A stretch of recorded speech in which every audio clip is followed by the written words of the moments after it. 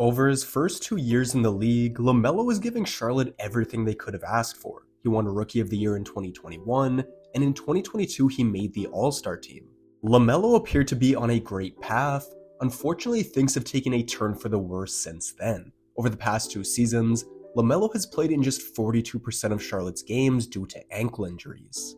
Next season, LaMelo will enter the first year of his new contract, in which he'll earn over $35 million. The Hornets may be patient now, but they're not going to be thrilled if LaMelo's still in and out of the lineup when he's making max money. While I want him to find a way to stay on the court, LaMelo overworked himself growing up, and I'm concerned that he's too stuck in his ways to preserve his long-term health. In today's video, I'm going to reveal the real reason why LaMelo has suffered so many injuries, what he can do to stop them, and why it's so important that he does so. Before we get into it, make sure to leave a like on this video and subscribe. I'm trying to hit 1,000 subscribers by the end of the season, and your support goes a long way. With all of that being said, let's get into the video. If you followed the Ball family closely, you likely know who Alan Foster is. Foster was the co-founder of Big Baller Brand, and he helped LeVar Ball manage the business. As a result, he became very involved with the family and saw them on a regular basis.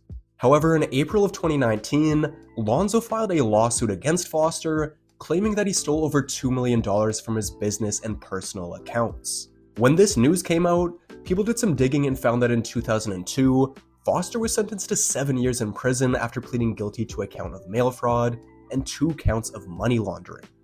In response to all of this, Alan Foster made a YouTube account in order to defend himself. In one of his videos, Foster stepped away from the legal talk and spoke about Lonzo's injuries. Early in his career, there was speculation that Lonzo's signature shoes were terribly put together, which caused him to suffer ankle and knee injuries. However, Foster argued that LeVar's training methods were the main reason Lonzo was constantly getting hurt. Foster pointed to the fact that growing up, LeVar would regularly have his kids running on concrete and playing the entirety of their high school and AAU games.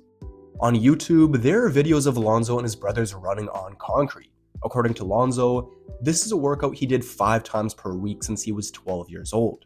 On top of that, we know they had a concrete basketball court in their backyard, and if you watch their high school games, you know it's true that they never got subbed out. Alan Foster has a shady past, and I wouldn't blame you if you didn't trust him, but this is someone that spent lots of time with this family, and his claim that LeVar overworked his kids is supported. There are so many videos of his kids showing horrible weightlifting form as well, so it's not only their lower bodies that were being worn down.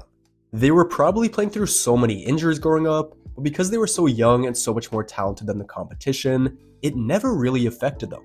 However, as they've gotten a bit older and played against pro competition, all 3 of them have suffered lower body injuries.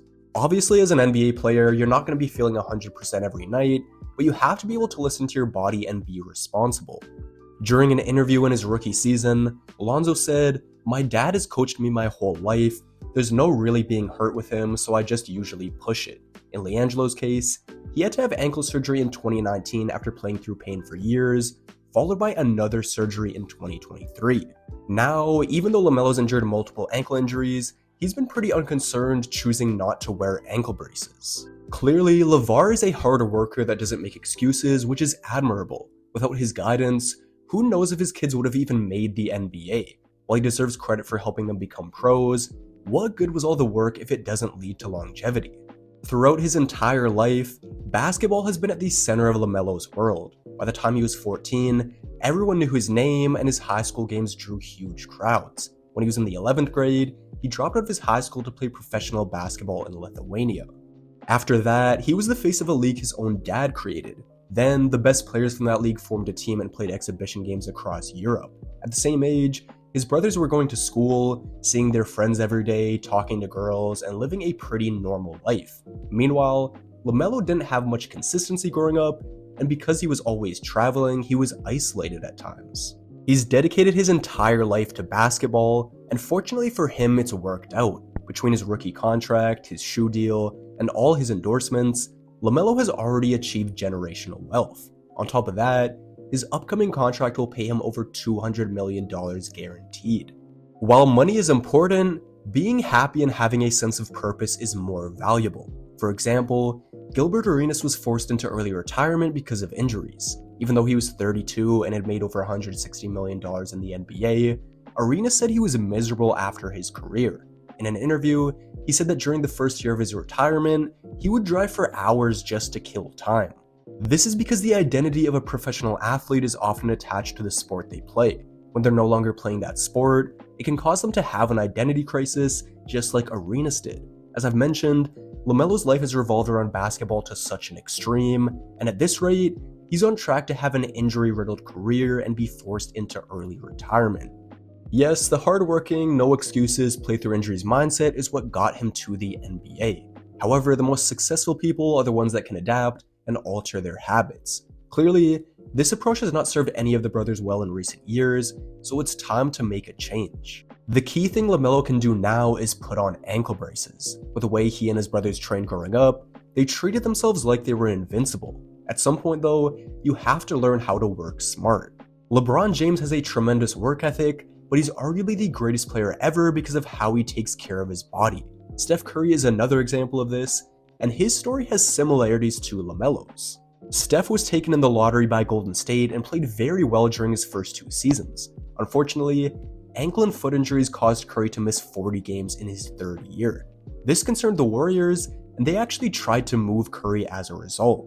In 2012, Golden State included Steph in a deal that would have landed them Andrew Bogut from Milwaukee. Luckily for the Warriors, the Bucks rejected the offer because they were also worried about Curry's injury history. With all this talk about his health, Steph decided to wear ankle braces for the 2013 season, and it paid off. From 2013 to 2017, Curry never missed more than 4 games in a season, and he was able to take his game to new heights, winning 2 MVPs and 2 championships in that span. At age 35, Steph has only missed 3 games this year, and he'll be playing in his 10th All-Star game this weekend. I'm not saying LaMelo will reach Steph's level as a player, but by prioritizing his health, he'll be able to maximize his potential. Staying on the court will also lead to more team success. The Hornets are awful this season because LaMelo's missed so much time, but in his absence, Brandon Miller has stepped up. He's gotten better throughout the season, and in the 2 weeks leading into the All-Star break, he played incredible. With a healthy LaMelo, Miller, and a top pick in this year's draft, Charlotte could be dangerous in the near future. This franchise has struggled for so many years, and it would be a great story if LaMelo could help turn them into a consistent winner. He'll only be able to do that if he can stay healthy though, so I hope he starts taking better care of his body. LaMelo's already an extremely successful person, but if he doesn't prioritize his health, he'll have a bittersweet feeling when reflecting on his career. It's one thing if you have a freak injury that derails your career, but it's another thing if you have recurring injuries because you're choosing not to do something that could prevent them. Whether we're talking about careers, relationships, or something entirely different, there's something to be said about minimizing regret in the present. There are so many times where we look back on certain parts of our life and say, I wish I would have done more, or I wish I would have done this differently. I'm a huge fan of LaMelo's game, and I don't want him to have an injury-plagued career, and wish he would have done more to protect himself while he was still playing. Anyways, that's going to be all for today's video. Make sure to leave a like, subscribe, and leave your thoughts down in the comments section below. With all of that being said, I'm out, and I'll see you in the next video.